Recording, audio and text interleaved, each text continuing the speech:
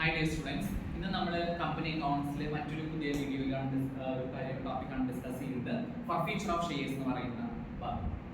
അപ്പോൾ company accounts സാധാരണഗതിയിൽ മിക്കവാറും പരീക്ഷകൾക്ക് ചോദിക്കുന്ന ഒരു ക്വസ്റ്റനാണ് ഫർഫീച്ചർ എന്താണെന്നുള്ളത്. അതേപോലെ തന്നെ ഫർഫീച്ചറിന്റെ എൻട്രി ചോദിക്കാറുണ്ട്, ക്വസ്റ്റ്യൻ ചിലപ്പോൾ 5 മാർക്സിന് ചോദിക്കാറുണ്ട്. അപ്പോൾ എന്താണ് ഫർഫീച്ചർ എന്ന് അറിയണം അല്ലേ? ഫർഫീച്ചർ വളരെ സിമ്പിൾ ആണ്. ക്യാൻസലേഷൻ ഓഫ് ഷെയർസിനെയാണ് നോർമലി എന്ത് പറയുന്നത്, ഫർഫീച്ചർ എന്ന് പറയുന്നത്. When a shareholder fails to pay allotment or call money or both on the due dates, his shares may be forfeited by the company. It means cancellation of shares and the amount already paid by the defaulting shareholder is not refunded.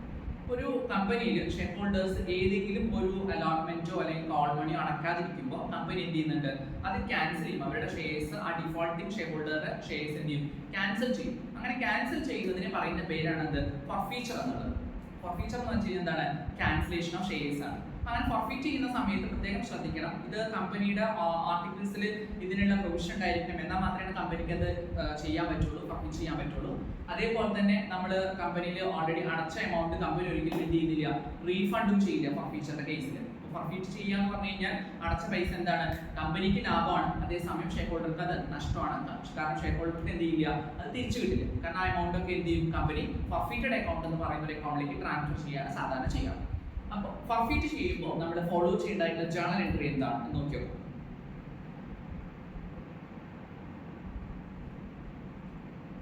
ഈ എൻട്രിയാണ് സാധാരണഗതിയിൽ ഫർഫീറ്റ് ചെയ്യുമ്പോൾ നമ്മൾ follow ചെയ്യേണ്ടത്. Share capital account debit to share allotment to share call and to forfeited shares account. ഇത് നമ്മൾ സാധാരണഗതിയിൽ share issue ചെയ്യുന്ന സമയത്ത് ഷെയർ ക്യാപിറ്റലിനെ ക്രെഡിറ്റ് ചെയ്യാണ് ചെയ്യുന്നത് അല്ലെ, ഷെയർ ക്യാപിറ്റൽ ക്രെഡിറ്റ് ആണ് ചെയ്യുന്നത്. സോ ഷെയർ ക്യാപിറ്റൽ എമൗണ്ട് വരുന്നു എന്നുള്ളതാണ്. അതേ സമയം നമ്മൾ ആലോചിച്ച് നോക്കുക, ഷെയർ ക്യാപിറ്റലിനെ നമ്മൾ ക്യാൻസൽ ചെയ്യാണ് ഫർഫീറ്റ് എന്ന് പറയുന്നത്. ആ സമയത്ത് നമ്മൾ എന്ത് ചെയ്യണം, ക്രെഡിറ്റ് കൊടുത്ത് എന്ത് ചെയ്യണം, കറസ്പോണ്ടിങ് ഡെബിറ്റ് കൊടുത്ത അക്കൗണ്ട് ക്ലോസ് ചെയ്യണം. അപ്പൊ നമുക്ക് ആലോചിച്ചറിയാം, ഷെയർ ക്യാപിറ്റൽ നോർമലി ക്രെഡിറ്റ് ആണ് കൊടുക്കാറ്, പക്ഷെ ഫർഫീറ്റ് ചെയ്യുമ്പോൾ എന്ത് ചെയ്യണം, ആ ക്രെഡിറ്റ് ഒക്കെ എന്താക്കണം, ഡെബിറ്റ് ആക്കി കൊടുക്കണം. സോ അതുകൊണ്ടാണ് നമ്മൾ ഷെയർ ക്യാപിറ്റൽ അക്കൗണ്ട് എന്ത് ചെയ്യുന്നത്, ഡെബിറ്റ് ചെയ്യുന്നത്. അപ്പൊ ഫർഫീച്ചറിൽ എപ്പോഴും ഷെയർ ക്യാപിറ്റൽ അക്കൗണ്ട് എന്ത് ചെയ്യണം, ഡെബിറ്റ് ചെയ്യാണ് ചെയ്യേണ്ടത്. Then to share allotment, ഏത് കോൾ ആണോ അല്ലെങ്കിൽ അലോട്ട്മെന്റ് ആണോ അടയ്ക്കാത്തത് അത് എന്ത് ചെയ്യണം, ആദ്യം ക്രെഡിറ്റ് ചെയ്യണം. Then to share call to forfeited account. അപ്പോൾ അടയ്ക്കാത്ത എമൗണ്ടും അതേപോലെ അടച്ച എമൗണ്ട് നമ്മൾ സെപ്പറേറ്റ് ആയിട്ട് കാണിക്കണം. അടച്ച എമൗണ്ട് കാണിക്കുന്നത് എവിടെയാണ്, ടു ഫർഫീറ്റഡ് ഷെയർസ് അക്കൗണ്ടിലാണ്. അപ്പോൾ ഇതുവരെ നമ്മൾ ആപ്ലിക്കേഷൻ എല്ലാവരും അടച്ചിട്ടുണ്ടാവും, ആപ്ലിക്കേഷൻ അടയ്ക്കാത്ത ആരും ഉണ്ടാവില്ല. കാരണം ആപ്ലിക്കേഷൻ അടയ്ക്കാൻ നമ്മൾ എന്ത് ചെയ്യില്ല, ഷെയർ അലോട്ടേ ചെയ്യില്ല. അപ്പോൾ അടച്ച എമൗണ്ട് എല്ലാം ഇവിടെ കാണിക്കണം, ഷെയർ ഫർഫീറ്റഡ് ഷെയർസിലാണ് കാണിക്കേണ്ടത്. അതേപോലെ തന്നെ അടയ്ക്കാത്ത എമൗണ്ട് നമ്മൾ സെപ്പറേറ്റ് ക്രെഡിറ്റ് ചെയ്ത് കാണിക്കും വേണം. ഇതാണ് സാധാരണഗതിയിൽ നമ്മൾ ഫോളോ ചെയ്യേണ്ടത് ജേർണൽ എൻട്രി ഫർഫീച്ചറിന്റെ കേസ്. ഓക്കെ, ഫീച്ചറിലെ ഒരു പ്രോബ്ലം കൂടെ നോക്കുകയാണ്.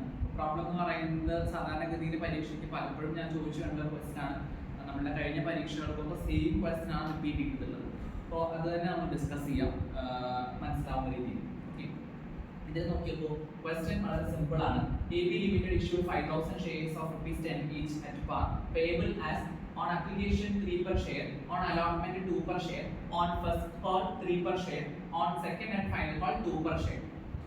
അപ്പോൾ ഇതിനല്ല നമ്മൾ എൻട്രി ചെയ്തത്. നമ്മളുടെ അടുത്ത് ചോദിച്ചിരിക്കുന്നത് എന്താണ്, ഇതിന്റെ ഫർഫീറ്റ് ചെയ്യുന്ന 3 കേസുകൾ തന്നിട്ടുണ്ട്. ആ കേസിലാണ് നമ്മൾ എന്ത് ചെയ്യേണ്ടത്, എൻട്രീസ് ചെയ്തേണ്ടത്. അപ്പോൾ അതിൽ ചോദിച്ചിരിക്കുന്ന mister Raju was allotted 50 shares and give journal entries relating to the forfeiture of shares in the following cases. താഴെ പറയുന്ന 2-3 കേസ് കൊടുത്തിട്ടുണ്ട്. ആ കേസിനനുസരിച്ച് ഉള്ള എൻട്രീസ് ആണ് നമ്മൾ എഴുതേണ്ടത്. അപ്പോൾ ഒരു ഷെയറിന്റെ വില 10 രൂപയാണെന്ന് നമുക്കറിയാം. അത് എങ്ങനെയാണ് പേ ചെയ്യുന്നത് നമുക്ക് പറഞ്ഞിട്ടുണ്ട് അല്ലെ. അപ്ലിക്കേഷൻ 3 രൂപയാണ്, അലോട്ട്മെന്റ് 2 രൂപയാണ്, ഫസ്റ്റ് കോൾ 3 രൂപയാണ്, ഫൈനൽ കോൾ 2 രൂപയാണ്. അങ്ങനെയാണ് 10 രൂപ വരുന്നത്. ദെൻ മിസ്റ്റർ രാജുവിന് അലോട്ട് ചെയ്തിരിക്കുന്ന ഷെയർ എത്രയാണ്, 50 ഷെയർസ് ആണ്. അപ്പൊ രാജു ശരിക്കും അടക്കേണ്ടത് എത്രയാണ്, 50 ഷെയറിന് 10 രൂപ വെച്ച് 500 രൂപയാണ് എന്ത് ചെയ്യേണ്ടത്, മുഴുവൻ ഷെയർസിന് വേണ്ടി 50 ഷെയർസിന് കൂടെ അദ്ദേഹം അടക്കേണ്ടത്. പക്ഷെ അദ്ദേഹത്തിന്റെ ഷെയർസ് എന്ത് ചെയ്യുന്നുണ്ട്, ഫർഫീറ്റ് ചെയ്യുന്നുണ്ട്. 2-3 കണ്ടീഷൻസ് കൊടുത്തിട്ടുണ്ട്, 2-3 കേസുകൾ കൊടുത്തിട്ടുണ്ട്. ജസ്റ്റ് നോക്കിയോ. ഫസ്റ്റ് കേസ് നോക്കിയപ്പോൾ, if Raju fails to pay allotment money and his shares were forfeited. Raju allotment money അടയ്ക്കാത്തതുകൊണ്ട് അദ്ദേഹത്തിന്റെ ഷെയർസ് എന്ത് ചെയ്യാണ്, ഫർഫീറ്റ് ചെയ്യാണെന്നാണ് പറയുന്നത്. അപ്പൊ അതിനർത്ഥം എന്താണ്, രാജു എന്ത് അടച്ചിട്ടുണ്ട്, ആപ്ലിക്കേഷൻ മണി അടച്ചിട്ടുണ്ട്. ആപ്ലിക്കേഷൻ മണി എത്രയാണ്, 3 രൂപയാണ് ആപ്ലിക്കേഷൻ മണി. 3 രൂപ അടച്ചിട്ടുണ്ട് 50 ഷെയറിന്റെ. അടക്കാത്ത എന്താണ്, അലോട്ട്മെന്റ് ആണ് അടക്കാത്തത്. അതുകൊണ്ട് എന്ത് ചെയ്യുന്നു, അദ്ദേഹത്തിന്റെ ഷെയർസ് ക്യാൻസൽ ചെയ്യുന്നു എന്നാണ് പറയുന്നത്. അപ്പൊ നമ്മൾ എൻട്രി എഴുതുമ്പോൾ എന്ത് ചെയ്യണം, പ്രത്യേകം അത് നോട്ട് ചെയ്യണം. രണ്ടാമത്തെ കേസ് നോക്കി നോക്കൂ. If Raju fails to pay allotment money on subsequent failure to pay the first call, his shares were forfeited. രണ്ടാമത്തെ കേസിൽ പറയുന്നത് രാജു എന്തടച്ചിട്ടില്ല, അലോട്ട്മെന്റ് മണി അടച്ചിട്ടില്ല, അതേപോലെ തന്നെ ഫസ്റ്റ് കോൾ മണി അടച്ചിട്ടില്ല. അതുകൊണ്ട് എന്ത് ചെയ്യുന്നു, രാജുവിന്റെ ഷെയർസ് എന്ത് ചെയ്യുന്നു, ഫർഫിറ്റ് ചെയ്യുന്നു എന്നാണ് പറയുന്നത്. മൂന്നാമത്തെ കേസിൽ if Raju fails to pay the first call and it is subsequent failure to pay the final call.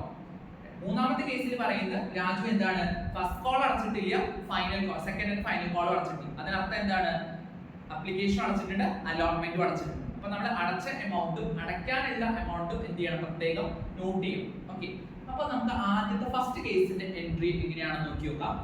First case എന്ന് പറയുന്നത് എങ്ങനെയാണ്, രാജു എന്താ അടച്ചിട്ടില്ല, അലോട്ട്മെന്റ് അടച്ചിട്ടില്ല, അദ്ദേഹത്തിന്റെ ഷെയർസ് എന്ത് ചെയ്യുന്നു, ഫർഫിറ്റ് ചെയ്യുന്നു എന്നുള്ളത്. അപ്പൊ രാജു അവിടെ എന്താ അടച്ചിട്ടുണ്ട്, അപ്ലിക്കേഷൻ മണി അടച്ചിട്ടുണ്ട്.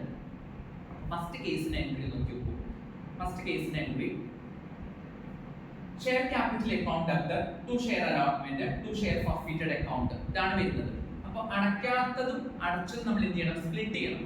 അപ്പൊ ഷെയർ ക്യാപിറ്റൽ അക്കൗണ്ടിലേക്ക് നമ്മൾ എന്ത് ചെയ്യണം, 50 × 5, അതായത് എത്രയാണോ കമ്പനി കോൾ ഫോർ ചെയ്തിട്ടുള്ളത്, അത് നമുക്ക് ആ കേസിൽ നിന്ന് മനസ്സിലാവണം. എത്രയാണ് കമ്പനി വിളിച്ചിട്ടത്, അലോട്ട്മെന്റ് അടയ്ക്കാത്തത് കൊണ്ട് എന്ത് ചെയ്യുന്നു, ഫർഫിറ്റ് ചെയ്യുന്നു എന്നാണ് പറയുന്നത്. അപ്പൊ നമുക്കറിയാം അലോട്ട്മെന്റ് വരെ മാത്രമേ എന്ത് ചെയ്തിട്ടുള്ളൂ, കമ്പനി കോൾ ഫോർ ചെയ്തിട്ടുള്ളൂ. അപ്പൊ അതുകൊണ്ട് അലോട്ട്മെന്റ് വരെ മാത്രമേ നമ്മൾ എന്ത് ചെയ്യാൻ പാടുള്ളൂ, ഷെയർ ക്യാപിറ്റലിലേക്ക് ഡെബിറ്റ് ചെയ്ത് കാണിക്കാൻ പാടുള്ളൂ. അപ്പൊ 50 × 5 250 കിട്ടും. ആൻഡ് ടു ഷെയർ അലോട്ട്മെന്റ് അടയ്ക്കാതിരുന്ന എമൗണ്ട് 50 × 2, അലോട്ട്മെന്റ് മണി 2 ആണ്, സോ 100 രൂപ. ദെൻ അടച്ച എമൗണ്ട് നമ്മൾ എന്ത് ചെയ്യണം, ഫോർഫിറ്റഡ് അക്കൗണ്ട് കാണിക്കണം. അപ്പൊ ടു ഷെയർ ഫോർഫിറ്റഡ് അക്കൗണ്ട് 50 × 3, അടച്ച എമൗണ്ട് എന്ന് പറയുന്നത് ഏതാണ്, അപ്ലിക്കേഷൻ മണിയാണ്. അപ്ലിക്കേഷൻ മണിയാണ് ഇവിടെ ഫോർഫിറ്റഡ് അക്കൗണ്ടിൽ അടച്ച എമൗണ്ട് എന്ന് പറയുന്നത് 150. ഇപ്പൊ രണ്ട് സൈഡും 250 വരും. Then forfeiture of 50 shares due to non-payment of allotment money. Allotment money അടയ്ക്കാത്തതുകൊണ്ട് അദ്ദേഹത്തിന്റെ ഷെയർസ് എന്ത് ചെയ്യുന്നു, ഫർഫിറ്റ് ചെയ്യുന്നു. ഈ എൻട്രിയാണ് നമ്മൾ ഫോളോ ചെയ്യുന്നത്.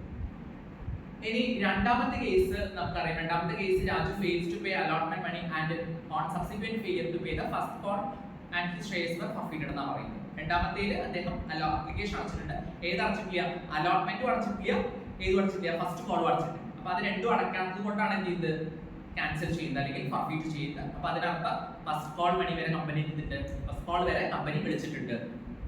ഇവിടെ നോക്കി നോക്കാം. രണ്ടാമത്തെ കേസിന്റെ ജോയിൻ എൻട്രി ഇങ്ങനെയാണ് വരുന്നത്. ഷെയർ ക്യാപിറ്റൽ അക്കൗണ്ടിലേക്ക് വിളിച്ച വില വരും അല്ലെ, 5 ഫസ്റ്റ് കോൾ കൂടെ വിളിക്കും 8 രൂപയാവും. ഫസ്റ്റ് കോൾ കൂടെ വിളിക്കും 8 രൂപയാവും. അപ്പൊ 50 × 8 400 വരും.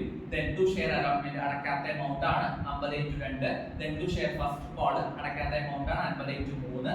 അങ്ങനെ അതിന്റെയൊക്കെ എമൗണ്ട് മൾട്ടിപ്ലൈ ചെയ്ത് എഴുതുക. Then to share forfeited, ഇത് മാത്രമേ അടച്ചിട്ടുള്ളൂ, അപ്ലിക്കേഷൻ മണിയാണ് അടച്ചിട്ടുള്ളൂ. രണ്ടാമത്തെ കേസിലും അദ്ദേഹം അപ്ലിക്കേഷൻ മണി മാത്രമേ അടച്ചിട്ടുള്ളൂ, ബാക്കി രണ്ടും അടച്ചിട്ടില്ല. അപ്പൊ അതുകൊണ്ട് അത് ഫോർഫിറ്റഡ് അക്കൗണ്ടിൽ കാണിക്കുന്നു.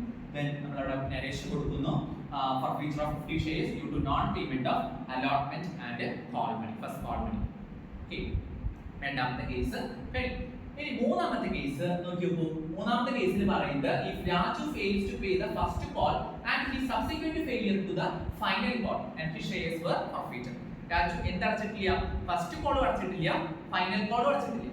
അതിനർത്ഥം എന്താണ്, രാജു അപ്ലിക്കേഷൻ അടച്ചിട്ടുണ്ട്, അലോട്ട്മെന്റും അടച്ചിട്ടുണ്ട്. അപ്പൊ രണ്ടും ഇവിടെ വരണം, ഷെയർ ഫോർഫിറ്റഡിലേക്ക് വരണം, നമുക്ക് ആലോചിക്കണം. ഓക്കെ, നമുക്ക് എൻട്രി എന്താ വരുന്നത് നോക്കി നോക്കാം.